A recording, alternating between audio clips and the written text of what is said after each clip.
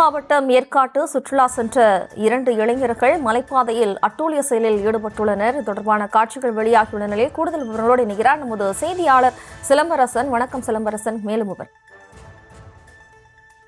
வணக்கம்.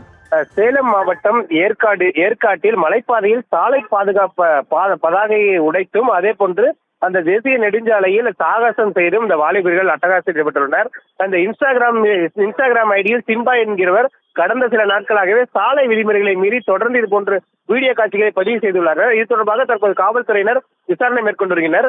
கடந்த வாரம் ஏற்காடு மலர் கண்காட்சி மற்றும் கோடை விழா நிறைவு பெற்றது. குறிப்பாக கோடை விழாவின் இறுதி நாளானது ஏராளமான சுற்றுலா பயணிகள் ஏற்காட்டில் படையெடுத்த நிலையில் அப்போது அந்த பகுதிக்கு அந்த மலைப்பகுதியில் வந்திருந்த இன்ஸ்டா வாலிபர்கள் மலைப்பாதையில் சாலை பாதுகாப்பாக வைத்திருந்த ரிஃப்ளெக்டர் பதாகையை கையில் பிடுங்கி மற்றும் அரைகுறை ஆடையுடன் ரீல்ஸ் செய்து அதனை பதிவேற்றுள்ளனர். இப்போ இது தொடர்பாக இன்ஸ்டாகிராம் ஐடிகளுக்கு சென்று பார்த்தபோது அதில் ஏராளமான வீடியோக்கள் தேசிய நெடுஞ்சாலையில் விபத்து ஏற்படுத்தும் வகையில் சாகசம் செய்து தற்போது வீடியோக்களை பதிவு செய்துள்ளனர். தற்போது இந்த வீடியோ வைரலாகியுள்ள தற்போது இது தொடர்பாக ஏற்காடு காவல்துறையினர் தற்போது விசாரணை மேற்கொண்டு வருகின்றனர். மேலும் இதுபோன்ற வீடியோ வெளியிடுவதன் மீது உரிய நடவடிக்கை எடுக்க வேண்டும் என்று சமூக ஆர்வலர்கள் கோரிக்கை விடுத்து வருகின்றனர்.